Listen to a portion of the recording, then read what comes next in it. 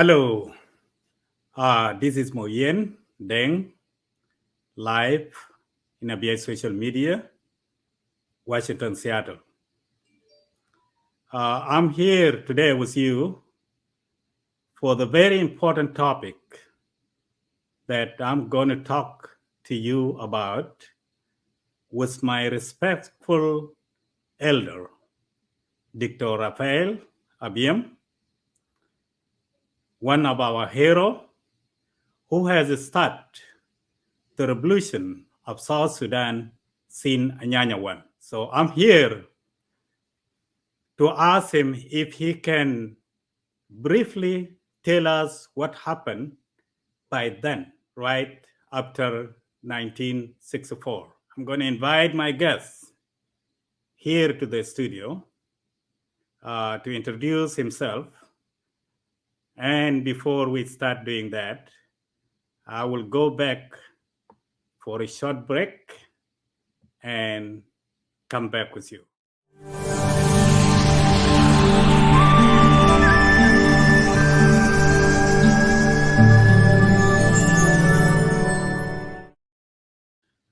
Welcome again. I'm back to the studio. I'm going to introduce my elder, the hero, who has started the journey seen right before we get independent of South Sudan. With us, Dr. Rafael Abyei. Would you please come and greet your audience? Welcome. Hello. Greetings to everybody, and pleased that I have finally have the opportunity to share with you a story that I grew up with, a story I was born into, and of course subsequently grew up with and became the defining reality of who I am. Whatever I have done in life was marked from the date I was born into a troubled land called Abyei, from which many people subsequent to or coming after me have lived exactly the same trying times, as if the world has not escalated up into the world of technology, and we are still at the stage of fending for lives, not even fending for livelihood, but even life itself is a denied commodity for the people of Abyei. That should be my introduction. My name is Tigla Bumbagat from Abyei. Thank you so much. Thank you so much, my elder. Like they say, in our traditional way,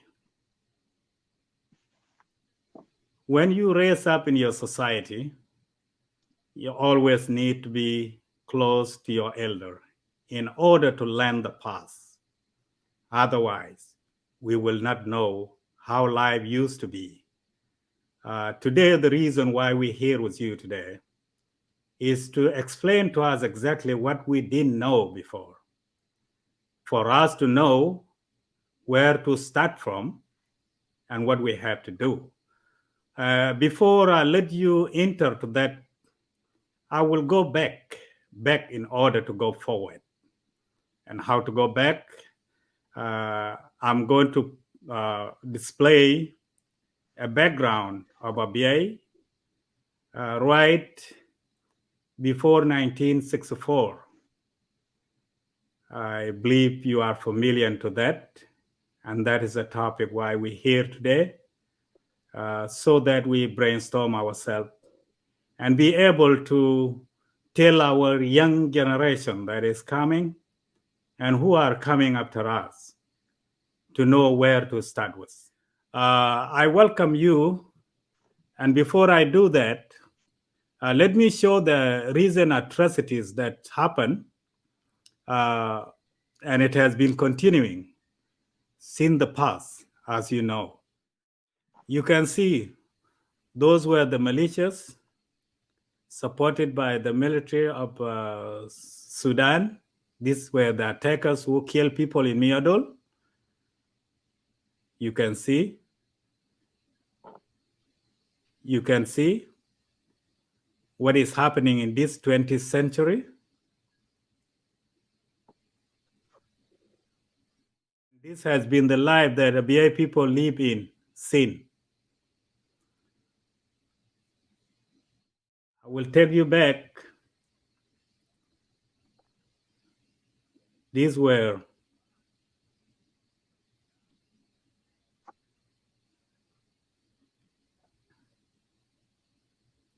they have been captured and released at the same time. Can you imagine?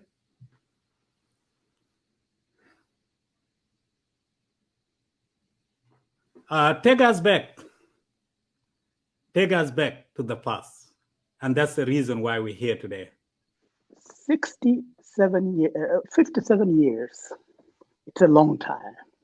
And that is the beginning of my journey, which I would not characterize as an act of heroism when I rebelled at the age of 9.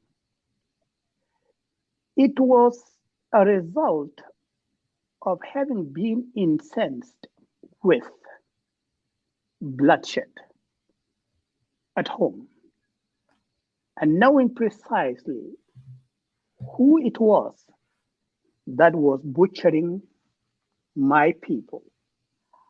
At the time, we were in elementary school in Nahud when the October Revolution started. And we were in a Catholic school, and that in itself was a reason to be mocked at as being firewood as a result of not being a believer. And on top of that, it's a pun. It's not only that we were firewood in the hereafter, but even here in this world, we are so dark as to be mistaken for charcoal. Those were the kind of things we were facing as children growing up in North Sudan. What we did not believe was that what started as children's talk would a few months, not even months, immediately after the revolution, after the overthrow of the military regime that was, of course, the textbook oppressor, came civilians dressed in ordinary civilian clothes, but more monstrous in their hearts than the military were.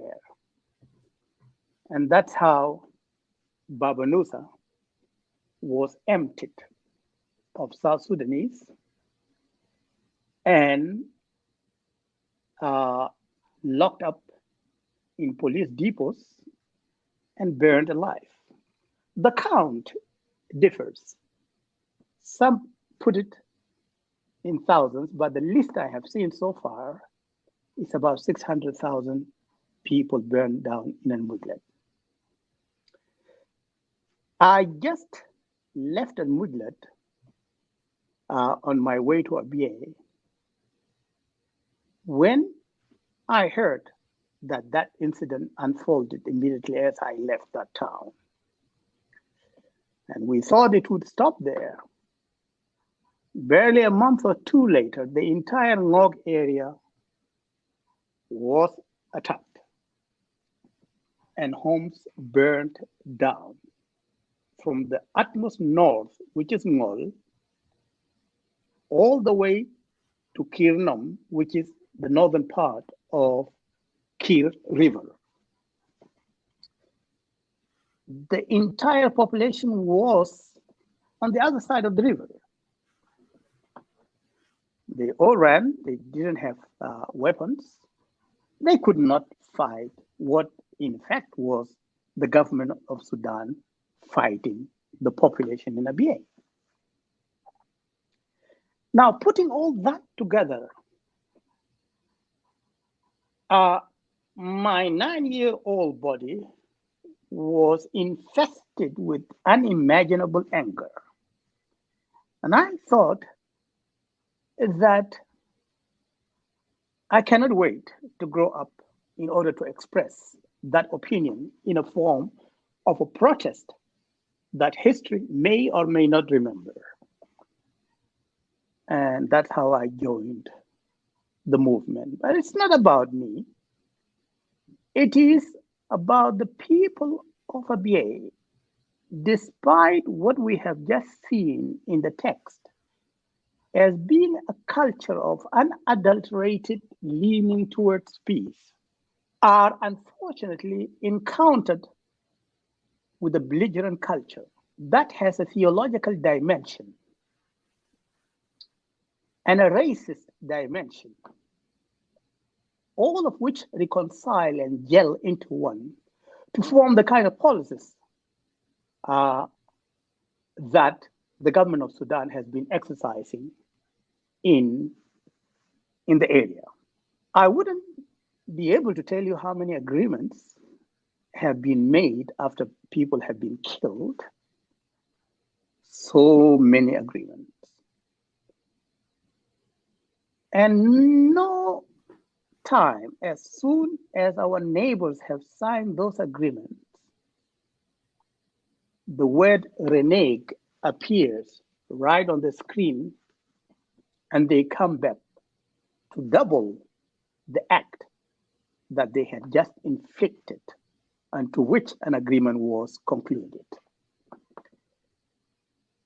And this has been the environment. It was an environment of agreements, vitiation of agreement by one party, always the Sudanese government backed, tribesmen at that time. Now it has mutated into militias that are immediately answerable to the government in Khartoum. And what has been the reaction of people of Abyei? Of course, it's the usual reaction. Still, Abyei is not armed. Still, Abyei is the hunting ground for those who come not only to loot and take material goods, but better still, when they leave villages strewn with bodies of children, women, and whoever was there at that point. So we are caught in a bind.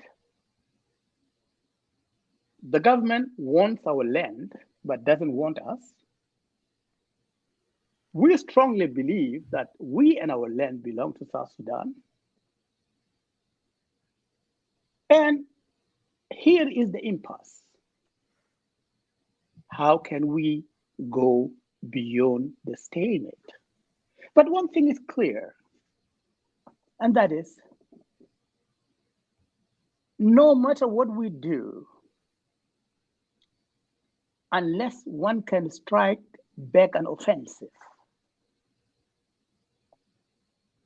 one would always be invaded and will have no alternative but to resign to that life, today free, tomorrow in bondage.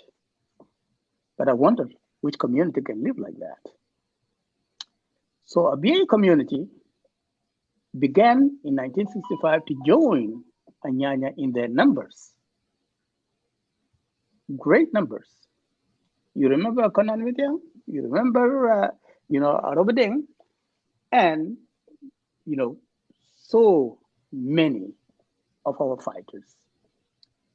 They went there not because they really wanted somehow to be noted as heroes, but because they knew that they cannot live under the kind of circumstances to which the area was cast, and from which it cannot be claimed except by its own children. Call them the nationals of that little area called Abyei.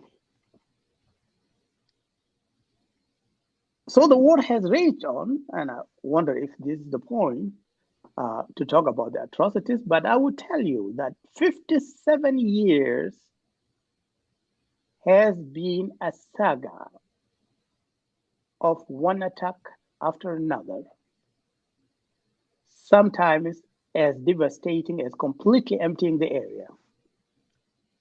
And people, like water, they flow back to where their area is. You would never successfully prevent the power of water from undermining even the greatest, you know, mountains on earth.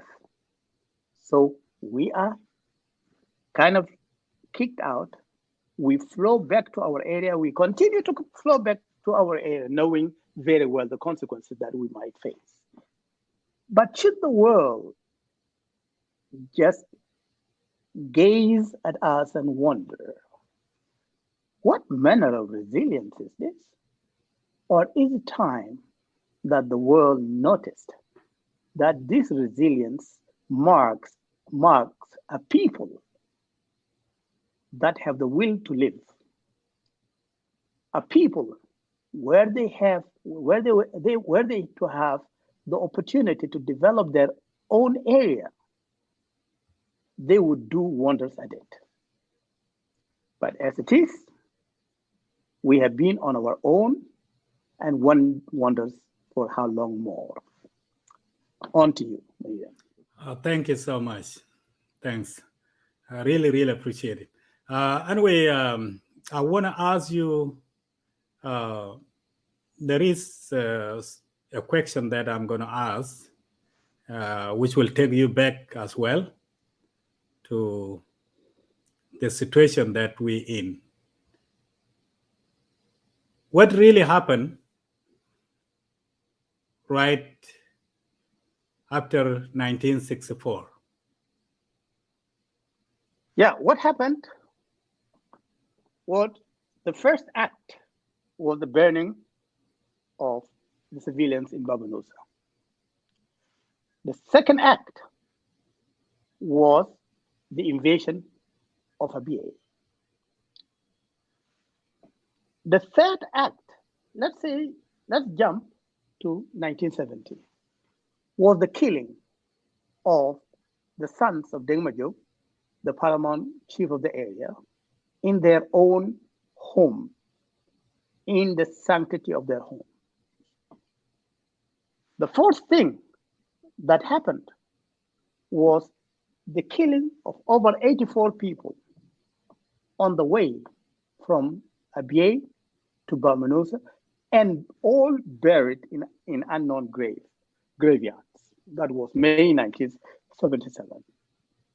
The same 77, May or June or thereabout, another similar incident takes place.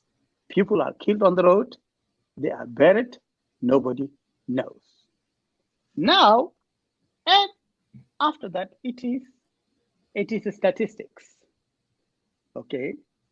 It is many people killed on that 125-mile long road. And it continues to this date. Invariably, the attacks are always on one side, and that is the Arab, the government-backed Arab militias attacking the area. And for the most part, because Dinka culture is not a culture that developed and became what it is as a result of warfare. No, it is a culture that developed as a result of love to environment, to a point that we respect lower beings as our equal in the maintenance of environment, whereas the other culture is a culture that has deeply ingrained in it is the culture of superiority, if not of race, then of religion. If not of religion, then of ethnicity, and so on. And therefore, when they attack convinced that they are coming to kill lower beings and not human beings. And that has at all times been the background, that perpetuates these attacks that are accompanied with no manner of remorse at all on the side of the attackers. Even when people agree and people share tea and what is brewing in the hearts will be known tomorrow. And that is, it will be explained by the subsequent attacks. So one wonders. And the most recent I can cite is the 2008, invasion of Abyei, followed by 2011, the same kind of invasion, followed by 2013, the killing of the chief of the area, and followed by everything else that Mayuen has just displayed on the video. So counting the number of attacks and the number of deaths is an exhaustive, computation exercise because it expands 57 years. It's not, a short time. Now, having said that, let me be a little bit fair to some people, even among the Arabs, who have just been as overwhelmed as we are. They want peace, but they are a minority in a setting that is steeped to only see solutions through war. I have names that I can cite that would not recommend this kind of wanton attacks on civilians. But they too have no way to express themselves enough to be heard and followed if possible. So there are elements there on the northern side of Abyei that are as that carry venom against their own reconciling elements within their society and wouldn't hesitate to unleash hell on the people of Abyei. And unfortunately, they do have the power, not only in the region, but perhaps beyond. Well, thank you. Thank you. And I will put it up here. Actually, I have 4 at this moment. If you can have a time and talk to us about it. What happened in 1965 after October 1964? You already elaborated, but did you say how many people were killed by that time and what was the reason that thing happened? There is one record incident since 1965 in which Ngok precipitated the conflicts? Have Ngok ever killed a mysterious ship? Have Ngok ever burned down mysterious villages? I will read them out to you if you can take a note and No, I can see them properly. Yeah. So go back to number 1 and let us see them. Yeah. Number 1. What happened in 1965 after October 1964? Okay. I have recounted it, but I can recapitulate. And that is, two incidents must be marked. That's the burning down in Al Mujlid and Baba Nusa, and the invasion of Abyei. These are the two things that immediately happened after that. And by the way, may his soul rest in peace. It was under the watch of Sadiq al Mahdi. The second question, it has never happened in the history of Ngok that Ngok attacked the Massyria, that Ngok attacked the people of Awil, that Ngok attacked the people of Twitch, that Ngok attacked the people of Ruin militarily. It has never happened. But the concentration here is the Massyria. Have the people ever plotted and then launched an expedition deep into the forest, crossing the 125 miles and into the nearest village, to Al Mujlet and kill people? It never happened. Why? Because I mentioned other areas just to tie in one fact, and that is the culture of invasion is not indigenous to the culture of Ngok people. It is not at all. Number three, have Ngok ever killed the Massyria chief? If I can ever recall a Ngok touching a Massyria chief, it was to embrace a Massyria chief. We embraced them in 1900s and trusted them as friends. We embraced them during Babonimir's reign, and there are pictures to the effect that the chief of the area, Demajo, holding, Babonimir in a gesture of friendship and brotherliness. I have seen Ngok and Massyria chiefs standing, to posing for pictures with the Massyria. So I can say for definite, if Ngok people have ever touched the Massyria, it was to greet them, to embrace them, to call them brothers. But my God, is it a gesture misplaced? Very much a gesture misplaced. Let us go to number 4. Have Ngok ever burned down Massyria village?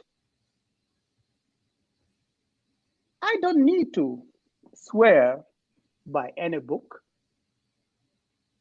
and certainly not in the name of my ancestors, lest I lie, but they have never. No Massyria village has ever touched a fire coming from Ngok people. Has fighting ever reached Massyria territories? It never did. It never did. The war zone, just like the war was in South Sudan until John Garang came, the war was confined to South Sudan, and so was war confined to Abyei. It never reached the areas of Massyria, never. And by the way, neither do we have, suicide bombers that would go to a northern town and explode themselves. It is not in our spiritual beliefs. It is not in our culture. Not at all. But we have been killed in the center of the town, in our villages, in our bedrooms, everywhere. Have Ngok ever interfered with life of ordinary Masiri people in their habitual places? Of course not. Okay, Ngok has never done that. Not because they are afraid, but because they do not have that kind of a genes that pits them in that way against people they might have a problem with at all. The fact is, Abyei has always been the receiver of aggression with all that it entails. And the Masseria or the government, they have always been the dispensers of terror. Okay. And they have done a marvelous job at it, not only in Abyei, but as we know, simultaneous to what happened recently in Abyei, also in a will. And it happens in places like Pariang. Okay. Move all the way to the east, all the way to a will, you will find the same kind of behavior exacted against the people. So perhaps we should blame our culture. Why are we so peaceful? Okay. Why do we always lean towards peace when we know that even holy books have recommended war at some point? But no, we have stuck by our heritage, by our spiritual beliefs that taking a life is God's own, it is not humans. So unless we learn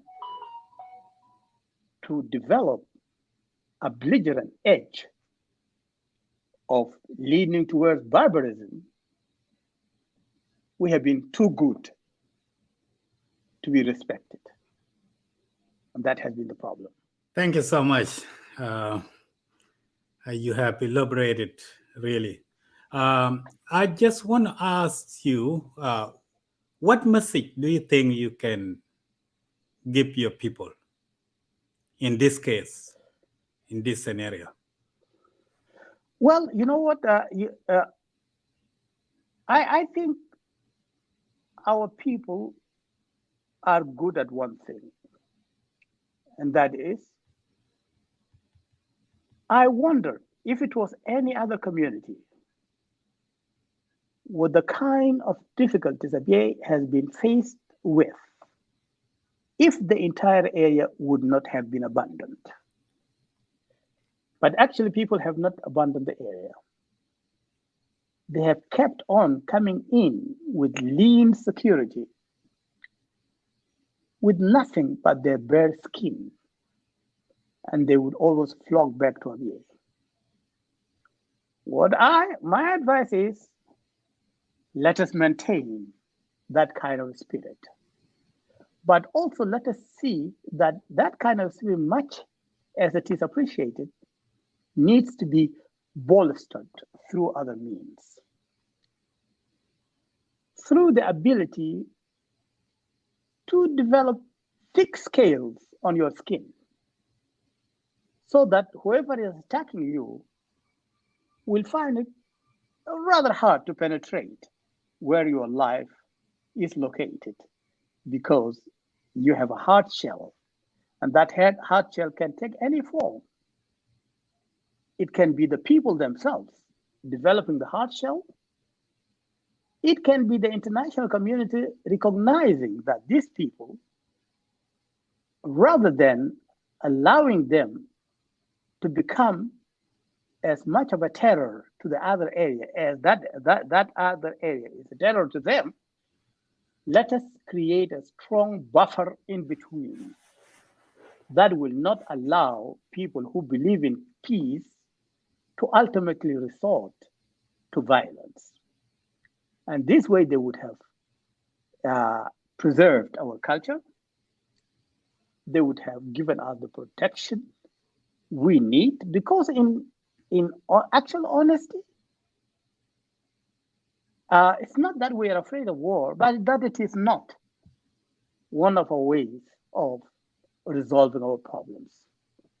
We have an elaborate culture that has prevented so many wars among tribes. Take the 9 sections of Ngok. The last time we ever had something like a war, maybe trace it back to 1930s or even earlier.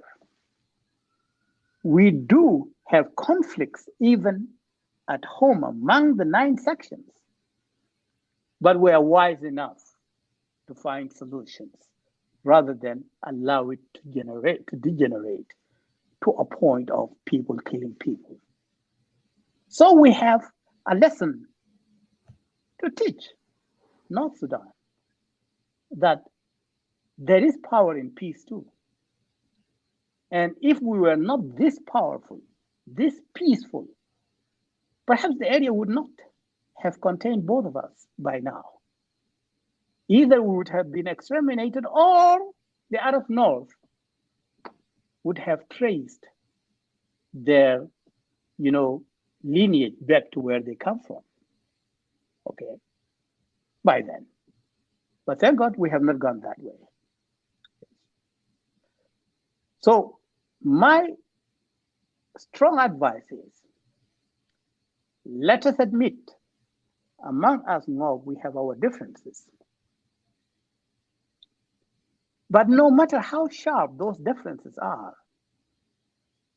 one thing trumps them both. And the challenge, that is the challenge we are faced with.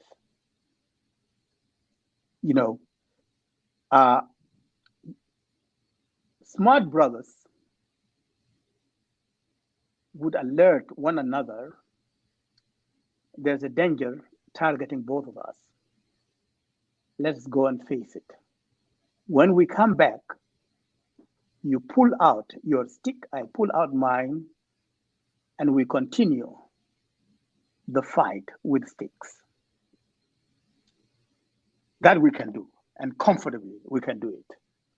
But not when it interferes, in us protecting ourselves from the greatest danger, from the greatest existential danger ever to us, the people.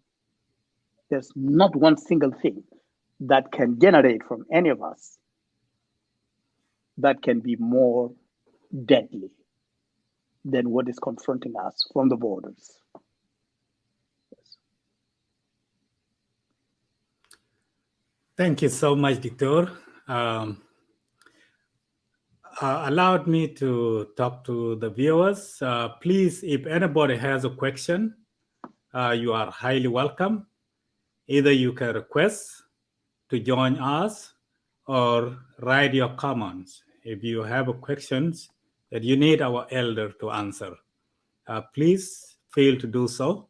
And share that. Share it, please. Okay. It is only when we come together, discuss our issues that are facing us, is when we can solve our problems. Please share. I advise you to share this and ask a question if you want to ask something, please.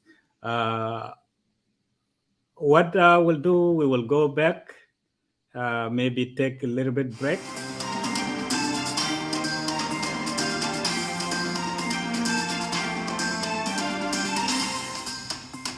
If there's anything remain behind you want to say before we wrap it up, because I don't want to prolong you, so that No, I would you are a rather busy wait for man. questions. Yeah, it's fine. It's fine. Okay. Okay. Okay. Let me see if anybody has a question. Okay. There is a question came up here. He got 2 questions. You can read that on the screen, right? Mm-hmm. Yeah.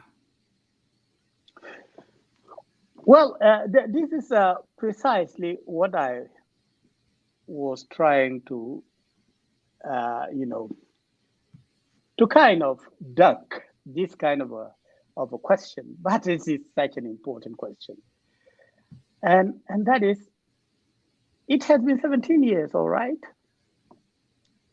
And and uh, we wonder if the CPA has partially been shelved. Now that reminds me of one thing. It's not the first time that Abyei has been treated as a different ball game. It was treated as such in 1972, and that's what gave us the administration, of which Deng Aguer was the chief administrator. And the entire agreement with so many articles in it got frozen at that. Then we had representations in the government of South Sudan, of which Bolding was a minister there. But look what happened between 1972 to 1982. While South Sudan and North Sudan were, to the extent it can be called an enjoyment, did actually enjoy their 10-year respite, in fighting the war. But that 10 years in which there was notionally peace between North Sudan and South Sudan, that peace did not include Abyei. Some of the worst devastations happened within that period of peace. That's where 1977 happened.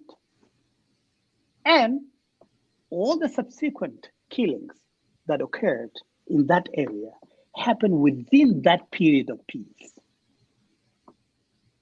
And when Nimeri decided to tear the agreement apart, we went back to being considered full-time South Sudanese, suffering all that South Sudan had entered into. We suffered it together as we suffered it during Anyanya 1.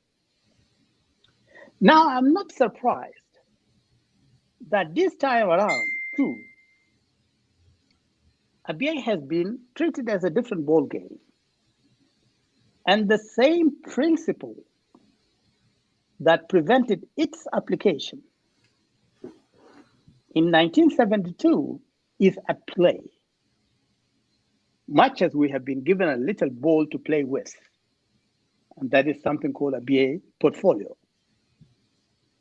That is what has been exercising our hearts to generate some hope, exercising our minds in that there is actually a body that is leading this endeavor. And what is the actual work of that body? The actual work of that body is to shuttle between the two ends, between Sudan and South Sudan. Okay. And look at the great game which is happening in Abyei. We have a local administration appointed by South Sudan, and we have a mission on which Sudan has more say than South Sudan. Anytime the government of the Sudan can order that a mission be changed unilaterally. So you have two entities there that do not talk to one another. One appointed by South Sudan, another appointed by North Sudan. Attackers, the killers, they come and they kill. They cannot be handed to the government of South Sudan. They must be handed to the very government that released them and told them, go and do this thing. Meaning, they will be received as heroes, given better guns, more ammunition, because they have tested the ground, and they will be sent back to come and do the same thing. And there's no power in the area to question that. because people can exist in the same space but live different times. So local administration and the protection forces, they live in the same city but answer to two different, principalities, one in the north and one in the south. And this game can roll on ad infinitum, as they say, without end. And seeing it the way it is, unless something is brewing beyond what is visible, we have a long wait to do. Yeah, people will wait. I mean, ask the Christians, they are still waiting for Jesus. Jews are still waiting for Moses. We will wait for that peace. But just imagine what can happen in between. How many people will give up? How many people will not only give up and even join the other side and be part of North Sudan and become the headache for the few that would remain, hooked on to the idea that Abyei must be what it is. The people and all that is in it, they are, patriots of South Sudan. When is that going to come? I don't know. Is it safe to play with people's emotions in that way? That something is coming on the way and nothing is coming? Only God can control that.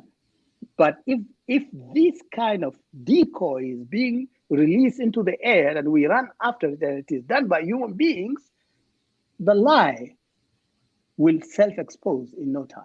Oh, thank you so much. There are some voices echoing, trying to push us away from South Sudan, of which I always say, Yes.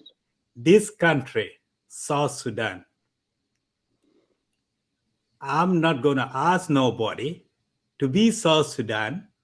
Neither is anybody right to let me accept that I'm South Sudanese. I'm 100% South Sudanese. What happened is a selfishness and hatred that doesn't have any basic. Because common sense, if I decide just to act just like you do, you push me away, and I act the same style you do, what good will it bring to you? I don't think our people understand that. And by the way, it's going to be me, and it's not going to leave you, right? There are many questions that came up here. While Matiok is asking question.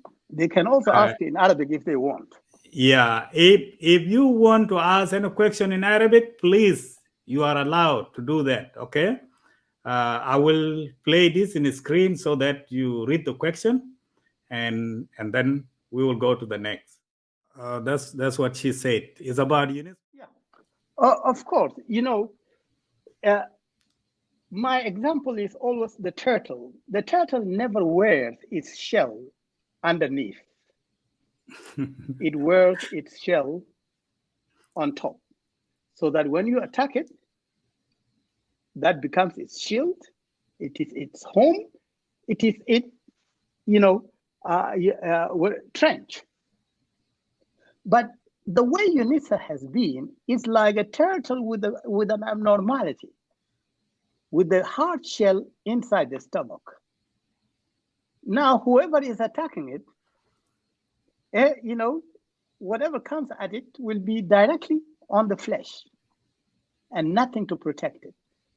UNISA was meant to be a protective shield. And a shield is always out there. It is not in there. And therefore, any mission serious to do the protection would be placed out there as the protection shield on the people. But if we ask ourselves, but why is UNISA behaving that way? It's not because they are not nice people. They are fantastic people. But they have been told by their principal, and the principal being Sudan, okay, leave the outside open for us to enter and go concentrate inside the Abyei. Make sure nobody carries a gun. And UNISA has been quite fiddle at that, very loyal. Okay, they have done very little to be the protective shield. Not that they are bad people, no. It's because whoever was responsible for putting them where they are instructed them to behave that way, and instructed them, whenever you catch our own people in the act, send them to us. We know what to do with them. And they have been quite loyal to that textbook exercise. You see, they have abandoned, for the most part, the areas at the periphery and retreated into the city or the town where less protection is needed, if there were protection out there. So a mission that comes and wants to reverse the nature of creation that we see on the turtle, and wants the protective shield to be down here in the stomach rather than on the back, that mission would not work. Okay, a mission should be what it is, a protection. Yes, it is not the implosion we are afraid of. No, it is something from without that will attack us. We will not attack ourselves inside. Magak Chol is asking you a question. He's saying, what is way forward for the final solution of our issue? What do you think? I think it is self-explanatory. One, without any other, is the implementation of the CPA. Without any other. If we must add another one, let us implement the Abyei arbitration, okay, which the Sudan has rejected after accepting it, okay, whichever works. The CPA in its totality, or the demarcation as stated in the arbitration. But the question is, Sudan has rejected both and doesn't want to abide by any. And why would they actually abide by any? If anything they have done so far, they have gained from it. Any act of violation of any agreement they have done so far, they have benefited from it. Human nature says that when you are in such a trajectory, invade the world, okay? Do not impose on yourself a boundary that you can break through. So we know the solution. It's not that the danger is actually to look for more solutions. More solutions is what brings about the confusion. The solutions are either in the CPA or, and I use it as an alternative. I don't see it as what you call a bolstering of the CPA. It's an alternative. That is, in case the CPA is too much, then accept the Abyei, border, what do you call it? Arbitration, and then just confirm the will of the people that they have already expressed. They have voted for a referendum. Confirm it. There's no need to spend more money, because minds will not change, not after the subsequent killings that happened. Let me add this. South Sudan and North Sudan agreed that South Sudan should give North Sudan 6 years to give unity a chance. 6 years to give unity a chance. 6 years only. But my friend, Abyei has given North Sudan 57 years plus to give coexistence a chance. Did we coexist? No, we didn't. 67 years of heat. Treat yourself. Go again. Try for unity. Try for coexistence. Again, you are hit 57 years in a row. Is that not enough to make North Sudan understand that they have failed to give coexistence a chance? It is definitely enough. And should it not be enough for Ngok to say, we have done all that we could for 57 years, not to mention the deeper history, just from 1965, okay? And now after 57 years, there's nothing in human character that says you become wise after 57. 40 years is enough. It's enough for anybody to gain wisdom. If people north of us have not grown wise in the last 57 years, I wonder anything is going to make them change their minds. Nothing. So let us wait for the salvation that will come from nothing. It will not come.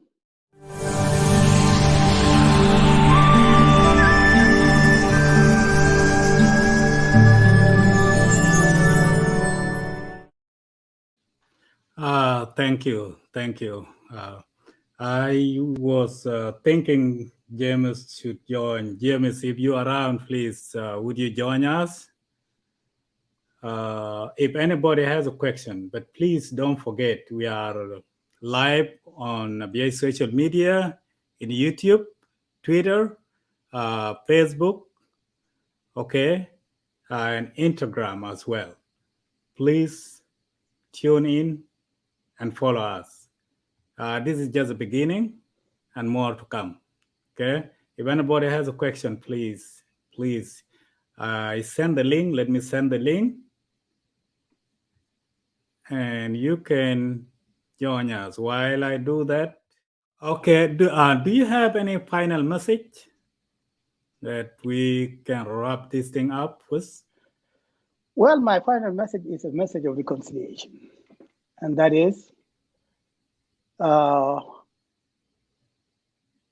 let's stop taunting one another and turn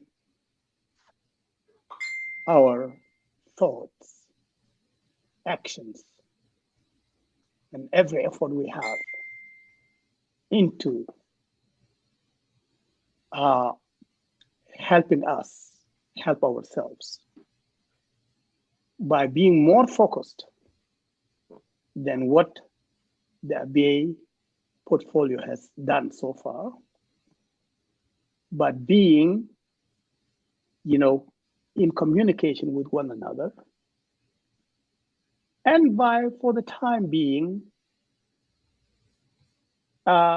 discontinuing antagonistic groups among us. And we zero our efforts into one objective. We have so far agreed on very important things. That Abyei is ours and ours only. That the return home will be predicated on availability of security.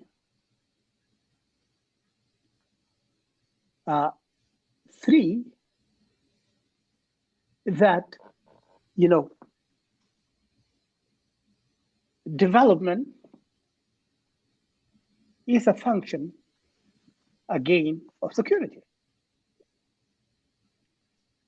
Now, what we used to differ when there was a notion that to coexist with the North, we must embrace them in friendship, which we are ready to, and which they have for 57 years rejected. So let us cultivate a friendship among us and stop, dueling among ourselves when there is such a great thing to be done.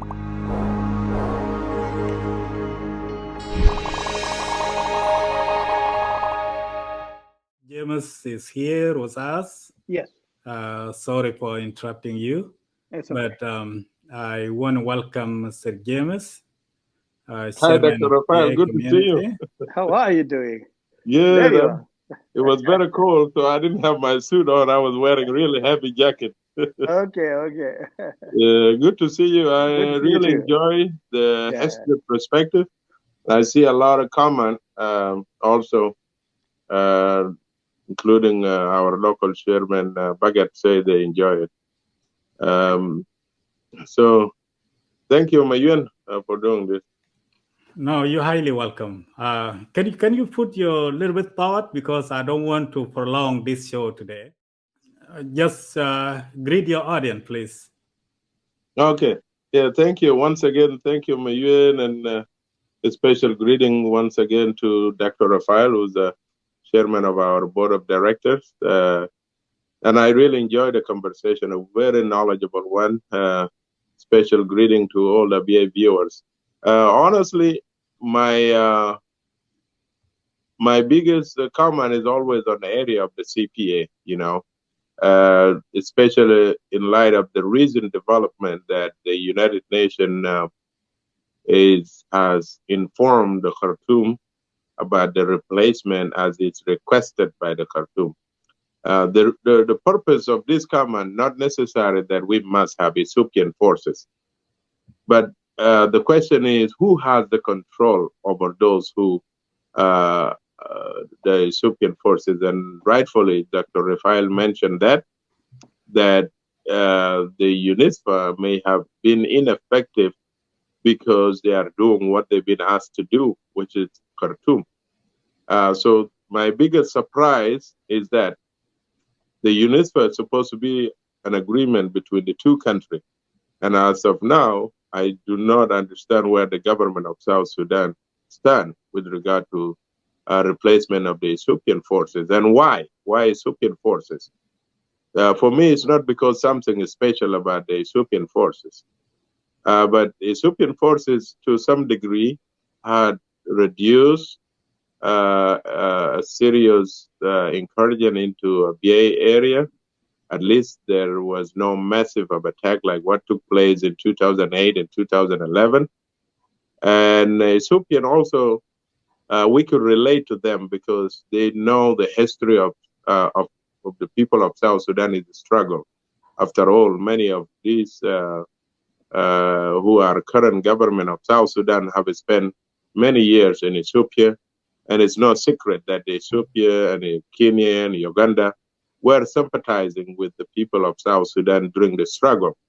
So in a political aspect, benefit side, I think it should be in the best interest of the government of South Sudan to fight for the Ethiopian to maintain their presence there, because at least we could trust them.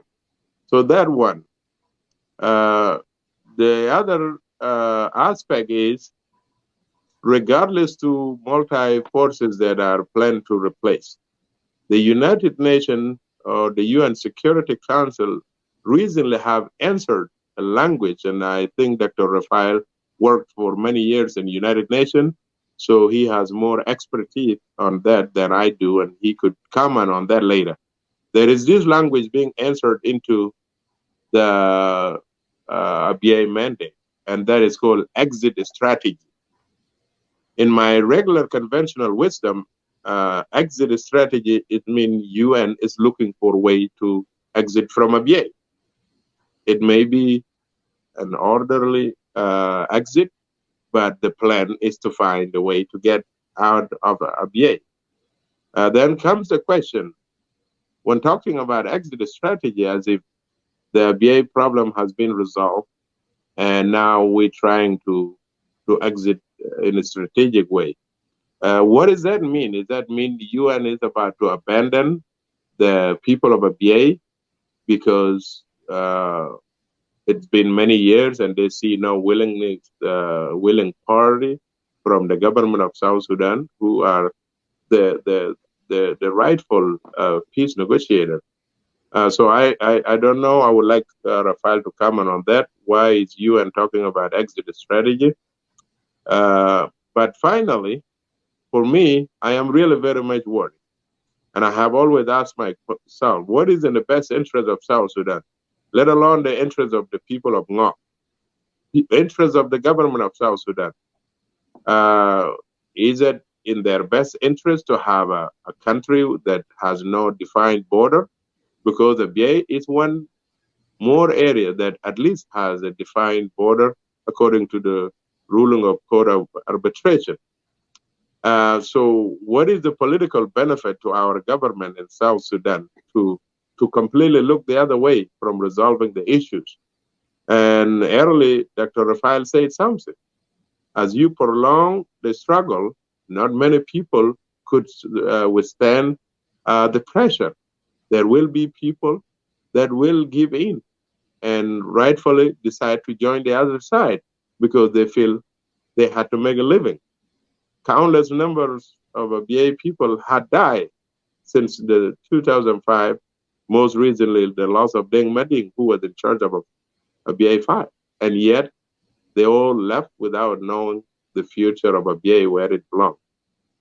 So I am a little bit alarmed, and I would take this opportunity once more time to ask all the Abyei intellectuals to do something, you know.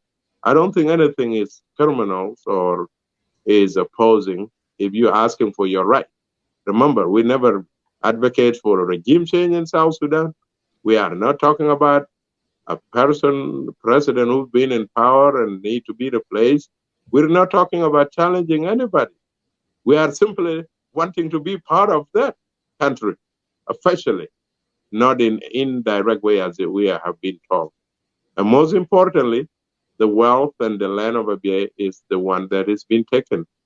And as a result, South Sudan are paying more price where we are spilling the blood, but South Sudan also are paying the price as a result of not concluding the issue of Abyei. So I will stop here, but I would like to hear Dr. Rafael's comment regarding the language of exit strategy. What does that mean in the next 2 or 3 years?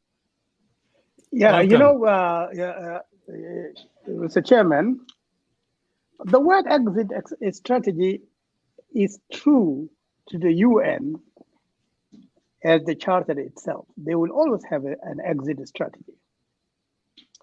The question is, when do they exit? They exit when they have kept a successful peace. And because it is the UN, it shouldn't be expected to be in any location forever. But as we know, many years later, we still have the UN in Kashmir. Many years later, we still have the UN in Palestine. There are other examples in which the UN speaks about exit strategy every year, but they will not be able to exit because they have re-examined their own records and found that there is a lot to be done yet. In the case of Abyei, if the UN should withdraw and conditions remain to be... Should I interject you a little bit? Yeah, please go It ahead. is very important part of which I really want to play this, the voice of Sudanese government, Please. Yeah. which means that it seems like the UN is implementing the Yes. demand of Sudan government. And Exactly. of which I want to know exactly where is our political roles here in South Sudan. I'm going Correct. to play this for you so that you hear it and then you continue from there. Yeah. I'm sorry for interrupting you. Yeah. أعلن وكيل الأمين العام للأمم المتحدة لعمليات حفظ السلام جان بيير لاكروا بدء عملية استبدال القوات الإثيوبية في أبيي الشهر المقبل. جاء ذلك خلال اتصال هاتفي جمع بيير لاكروا ورئيس مجلس السيادة السوداني الفريق أول ركن عبد الفتاح البرهان. وقال مجلس السيادة الانتقالي إن الاتصال الذي أجراه المسؤول الأممي بالبرهان يتعلق بالترتيبات الخاصة باستبدال القوات الإثيوبية العاملة ضمن قوات حفظ السلام يونسفا بقوات أممية أخرى حسب طلب حكومة السودان. وأكد لاكروا خلال الاتصال الهاتفي أن عمليات الإحلال والإبدال ستبدأ في فبراير شباط المقبل وتستمر حتى مارس آذار 2022. وثمن وكيل الأمين العام للأمم المتحدة بحسب بيان تعاون البرهان وحرصها على إنجاح عمل قوات حفظ السلام يونسفا. من جانبه تعهد رئيس مجلس السيادة الانتقالي بتذليل كافة العقبات والتحديات التي تواجه عمل البعثة الأممية. وفي نهاية العام الماضي طلب السودان من الأمم المتحدة استبدال القوات الإثيوبية ضمن بعثة حفظ السلام في أبيي إثر توترات نشبت بين البلدين على خلفية قضايا حدودية والخلاف حول إدارة وتشغيل سد النهضة الإثيوبي. Yes, they call it Abyei. Yeah. Abyei. They call it Abyei. Yeah, you may go ahead now. Yeah. So, Well, to the extent that this news clip is authentic and not a fabrication, and let us assume that it is not a fabrication, that it is the truth. It means only the UN cooperating with the Sudan are dictating what happens to the security of Abyei. And that security of Abyei is not in the purview of the powers of South Sudan. South Sudan's role is limited only to administering the population, give them a semblance of governance. But when it comes to security, look nowhere other than the UN and the Sudan. And when the security of Abyei is being determined by the Sudan, because usually the United Nations doesn't act on its own. It acts in agreement with sovereign states. And we see only one sovereign state featuring in issues that pertain to the security of the area. And that actually justifies your question, Mr. James. And that is, where is South Sudan in all this? South Sudan might be everywhere, might be looming big behind all this, doing something great for the people of Abyei. But one thing we know is we haven't seen it. It hasn't affected our lives. And as such, we have no reason to say, yes, South Sudan is doing something for us. Because we do not have, an ever-searching eye that looks everywhere and sees everything. It is what we see, it is what our skins feel that we know exist. So to the extent that maintaining the peace of South Sudan is involved, of Abyei is involved, South Sudan does not feature. It doesn't feature in her troops protecting the area.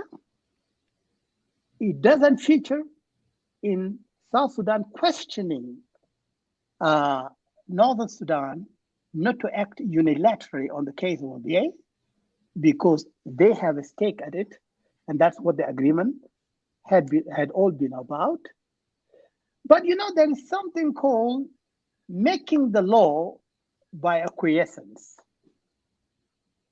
But when you give in too much and you keep on giving in, that in itself can be cited as an established tradition that you are okay with the way things are. Mm-hmm. So we have every reason to say that because South Sudan is silent, not that it is silent, but that we don't hear it. In fact, that South Sudan has allowed North Sudan to play the leading role. And therefore, if North Sudan, of Sudan rather, plays the leading role, then it is the lead that will ultimately call the shots and not whatever other body is trailing behind. Call it South Sudan, for example.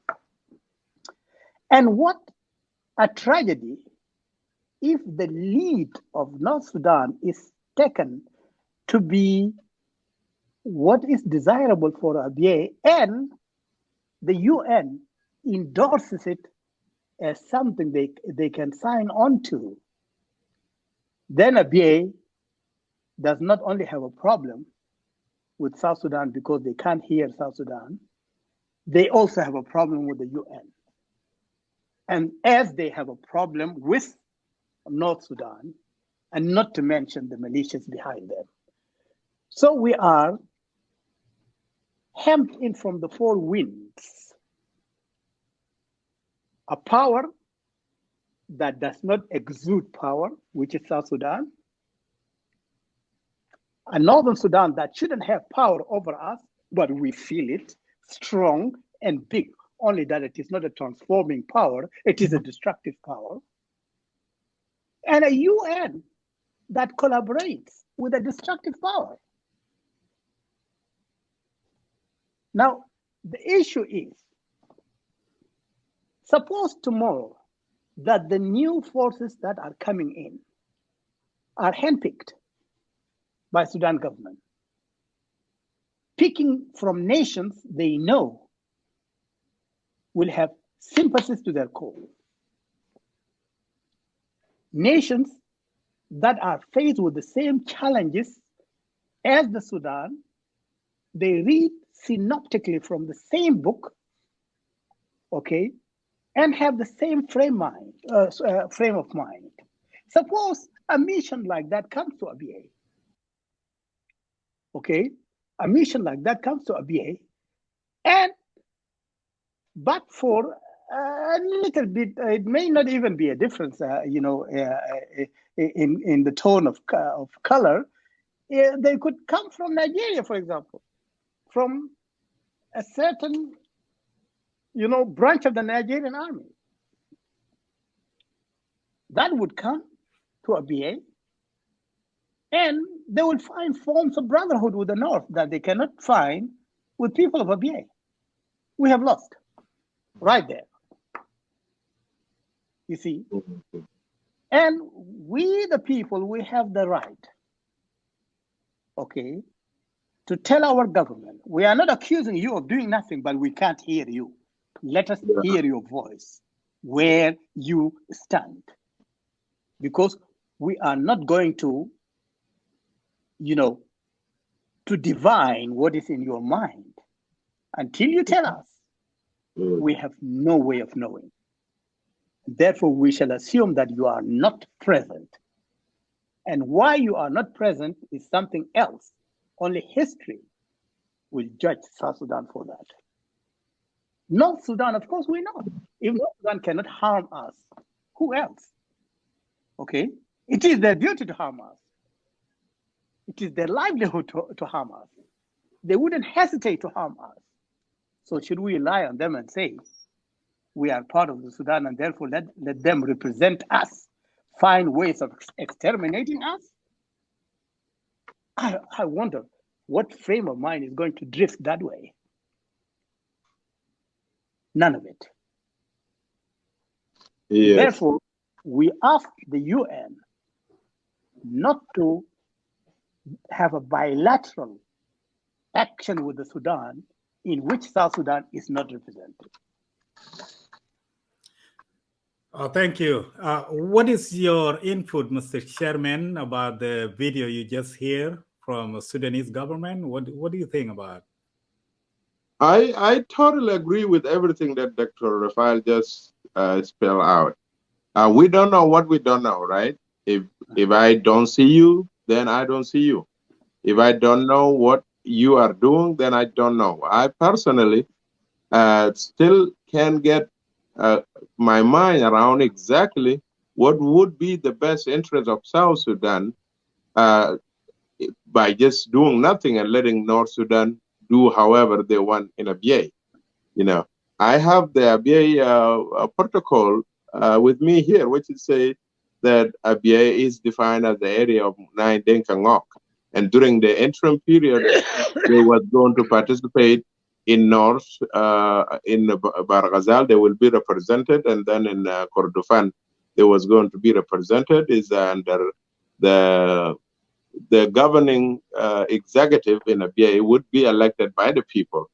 Now, this illegal extension of the 5 years interim period that turned into 17 years came with nothing in return to the government of South Sudan. Government of South Sudan has lost the 42% of oil revenue that they were getting, unless otherwise, if they're getting it secretly, I see no reason why they'd be hiding it when they were getting it in a daylight, broad daylight during the agreement. So if Abyei is still a disputed area, then just assume the 5 years has been extended to 17. Don't the North Sudan, South has the right to claim their 42%? What about the 2% oil revenue for the oil for the Barghazal? Is Barghazal getting that? That's become a total of 42% of oil. What about the 2% for the Denkangok? That making, because what comes to Denkangok is what went to government of South Sudan. Already there we lost 44% of oil revenue. Moreover, the new reality could easily take place because Abyei, as it was defined as the area of 9 tribe Denkangok, there is no any justification from the north to continue insist that somehow an undefined, unnamed name of the tribes in the 9 tribe has somehow a right to vote. This is supposed to be like a red line for the government of South Sudan. And this should be a clear violation by the North insisting that they are demanding the participation of the Masseria, whether in a governing, in order to release the 2%, or whether on a voting. It's not in the agreement. Masseria is mentioned in the Abyei protocol only in context of having the right to access the area for the purpose of raising their cattle and water, access to the water, period. They have no other right. In fact, the border that was being demarcated is between us and Masseria. You do not demarcate a border with somebody, then when it's all done and each one of you walk away with what is defined to be his, now the other party wanted to come and join and say he has right on what do you do with your future from there. So this one, it just brings me back to as to why is the government of South Sudan. Before, when we were engaged in a civil war, yes, we could understand that the government of South Sudan was in a weaker position, that we have internal conflict within the South Sudan. But oh my gosh, North Sudan has worse problem than we do now. They have changed regime, and the second regime of government of Hamdok is gone, and they are in a search for the third one. They have people blocking roads to Port Sudan, many rebels in the east and in the west, and both in North Sudan, Blue Nile and Nuba Mountain, and the people are on the street. In fact, the government of South Sudan is investing more time to try to bring peace in Sudan that he could not bring to his own border. That is just, I don't know. I need somebody to answer me on that one. We should be investing time on resolving the remaining provision of the CPA because there is a change. The face of the SPLA today is not that of the one that signed the agreement, and so is the same in the North, and so is the same in the international.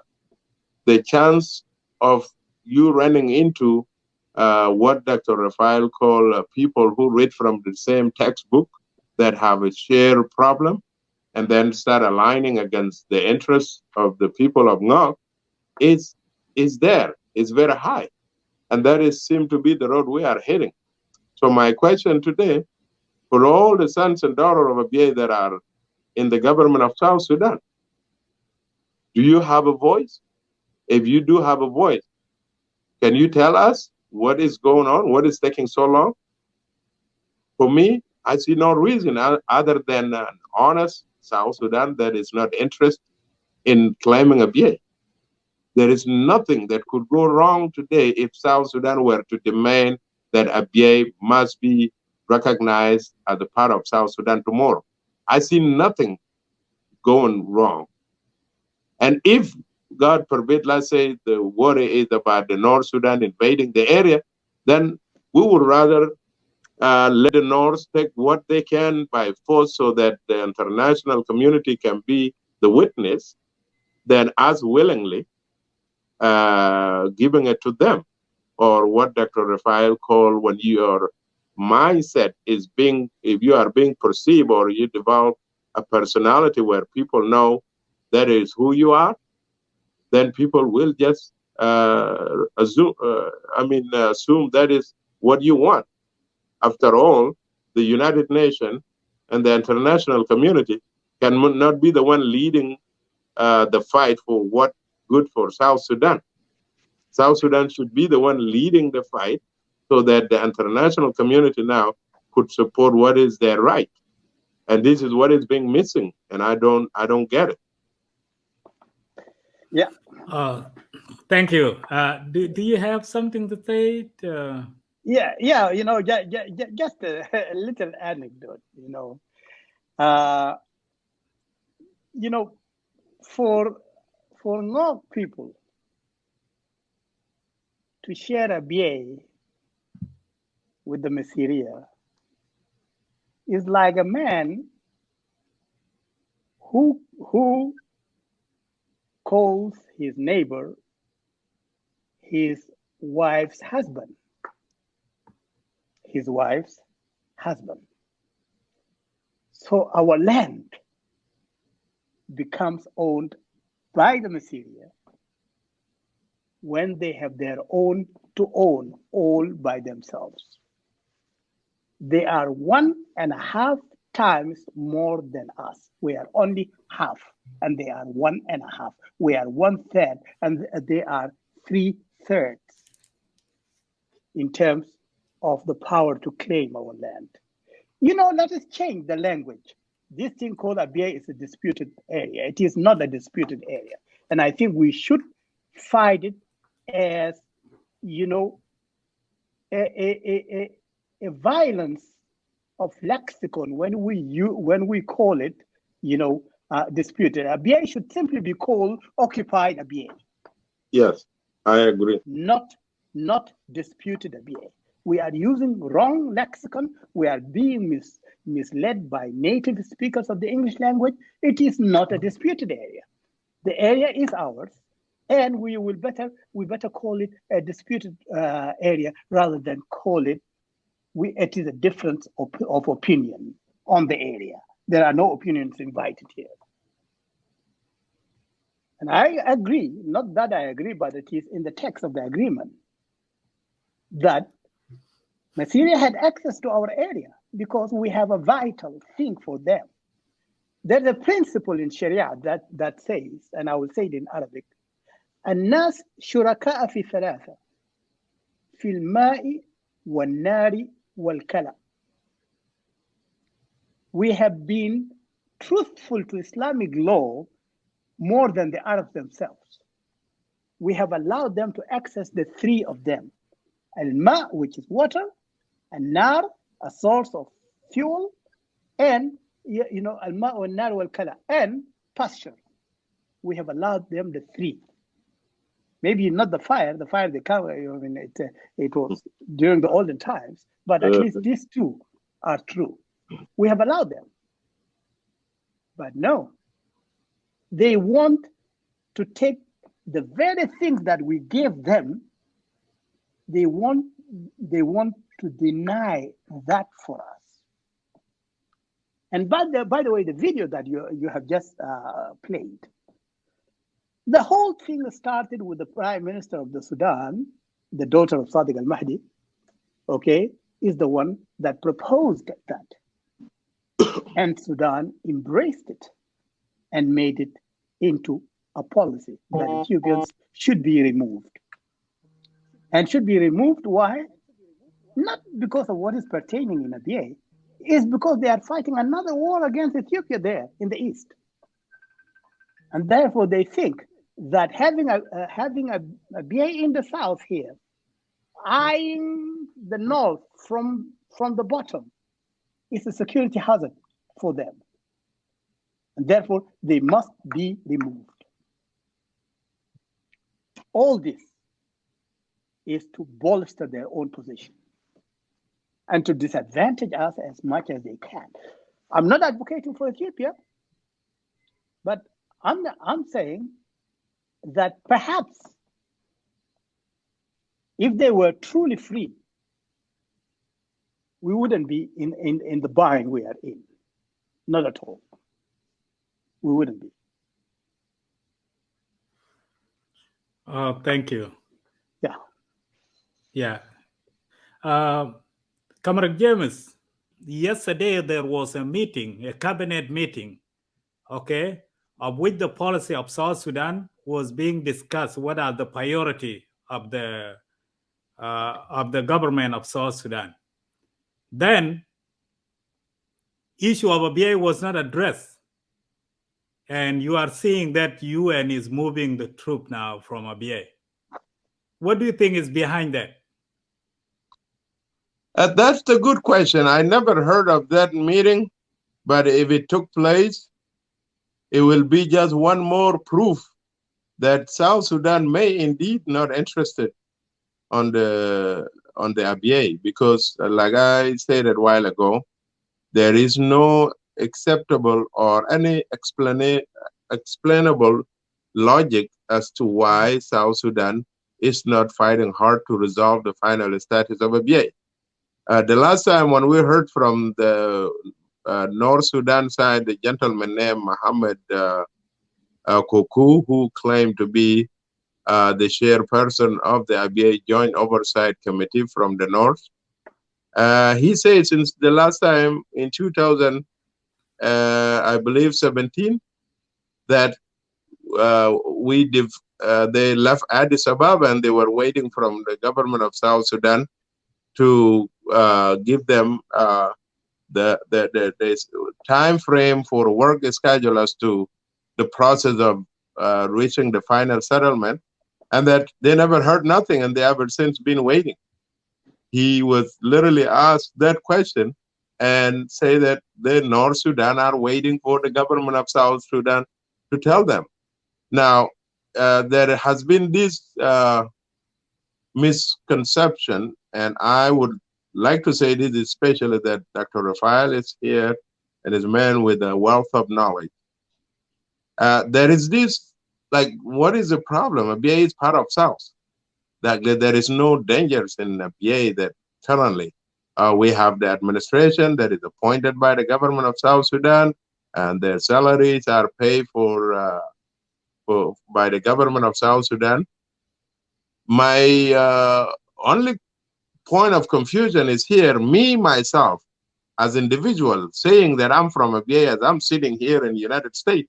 I don't think anybody could challenge me, or I'm from South. Nobody's going to challenge me and say you're not. If that is the definition of what we call Abyei, that Abyei is not in danger.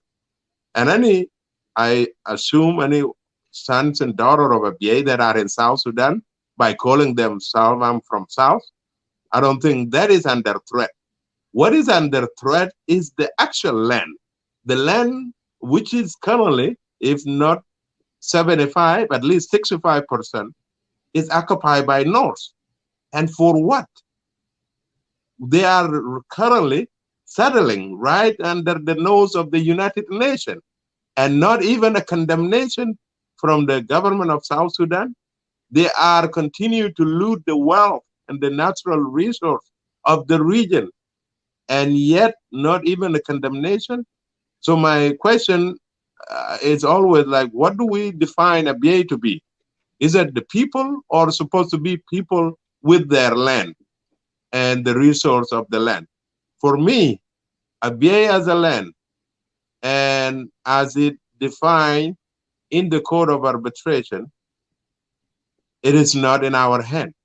It's 60% occupied by North, and this should be unacceptable.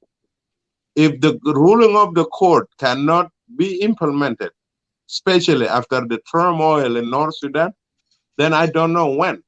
So I think the real question that many of us and many South Sudan should challenge themselves is, can we just be honest with ourselves and say, either we are giving up on Abyei and many of the territories that are not defined, or is there a plan to reunite Sudan? I have no idea. Only God knows, and I need help for somebody to answer this. But my question is, what do we call Abyei, Dr. Rafat? Is it individuals or is it land? If it is a land, is that land under the government of South Sudan as we speak? Yeah, you know what? There's a rule of thumb. And the rule of thumb is, if you are a sovereign, your sovereignty extends to area on which you can exercise control. Those areas are within your sovereign power. Areas in which you are shy to express authority on, those areas would, for the most part, be regarded as beyond your sovereignty. So if we are going to say that lack of security provided by South Sudan to the people of Abyei is an indication that the hands of South Sudan cannot extend power-wise beyond Abyei, the town where there is the administration, or beyond anywhere where the use of force becomes expected. So if you have a land that doesn't have a power that protects it, you can be sure that land does not belong to who we think it belongs to. Sovereignty, as it is exercised in Abyei today, militarily speaking, is in the hands of the North. What is in our hands are those civic issues, civilian issues, food for this area and education for that area and health for this area. That is the part that South Sudan has been playing a role in. But the most important part, without which all civil activities will be meaningless, the South is not exercising anything in it. Not at all. Okay. Is it a declaration that we have given up on Abyei? Well, if you can say so, so can the people of Werawa on mile 14. Okay. On mile 14, they are facing the same thing that they are South Sudanese. But the government of South Sudan has not been able to exercise its sovereignty on Warawar. Neither have they been able to exercise their sovereignty in Meiram. And believe me, in many other areas, we don't go west enough to understand what is happening there. But Sudan government can come from as far west as we can imagine. Okay, in borders with Central Africa and so on. And encroachments do happen. But the central government in South Sudan is occupied by something I hope is more important than the lives of the peripheries. What that is, difficult to define as it is. We will not say what it is. They know what it is that is more important than the lives of your own nationals straddling the borders, which runs 1,037 kilometers, a very long border indeed. Okay. Is South Sudan active on the border? Certainly not. The Arabs have called Pantao Higli. We have all joined and we call it Higli, helping them a cultural validity to their occupation. One wonders. We will not accuse South Sudan, by the way, because we don't know what they are doing. And when you cannot communicate with your nationals, don't blame them when they begin to think of wild imaginations, okay, and draw wild conclusions. It is all born of lack of knowledge, and there is nothing worse on earth, something more misleading, something more breeding of conflicts than lack of knowledge. And South Sudan has not helped us, has not mainstreamed our minds so that we do not think outside the clear possibilities. But it is as it is. We don't know, which is which. So our minds float, and we imagine all types of things that have no relevance to what is pertaining in reality. But where is that reality? We don't know. So the whole thing begins with South Sudan beginning to talk with its nationals at the borders. Do you feel our presence? And if the answer is no, we don't feel your presence, then you discuss the modalities, how a government can feel their presence in those areas. In the case of Abyei, I would say make your presence felt by having a say in our security. We are not saying control the security, but at least have a say in our security. If you trust the UN, fine, we will trust the UN too, but have a say in it. But to allow the UN, to allow the government of Sudan to play with us what manner of play or game they want to, that is tantamount to denouncing your sovereignty over the area, of which the entire population subscribes. They are nothing but South Sudanese. It's not South Sudan is any better than the North. No. South Sudan is a problem, but it is our problem. It is our problem. We will manage it. Nobody throws away his child because that child has the tendency of wanting to sleep on top of the roof every day. No. As a parent, you will go up and pull him down or bring him down and have him learn how to sleep inside the house like everybody else. Okay. But South Sudan has created an atmosphere of laissez-faire. Anybody comes in, anybody, like these people, they are dressed like Tawarik of West Africa, of which they might be Tawarik, actually. Okay. But is it we, the people of the area, with our limited possibilities, that will come up and say this? Or do we have a sovereign to which we have surrendered, our individual, ability to act and have them regulate us? Yeah, we have surrendered it, but where are they? Where's the government to which we have surrendered that loyalty?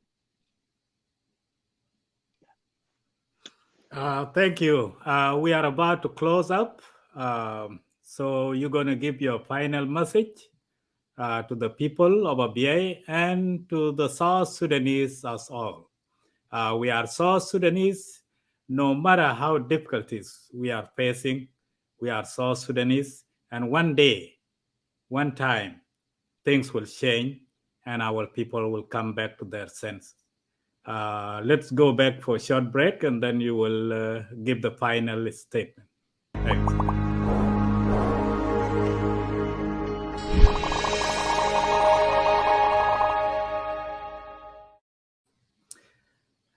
We are about to close up now. Until next time, this is just the beginning. And by the way, if there is any technical problems and whatever happen, please, these are a way of learning. We are approaching to advance, right? So you can forgive us if there is any technical mistake. But please, I would really love somebody to request if you want to join us, at least to share with us, or if you have a thought, drop it. You can write a comments, until next time we're going to meet. But my elder, Dr. Rafai, if you can close it up with a final message. I think I lost Chairman Agwek is out, but we can close up now. You can give a final message to your people. Until next time. I think my final message is, when we people of Abyei hold on to the apron of South Sudan, like little kids would on the apron of their mothers, it is not for anything other than for the fact that that is who they are.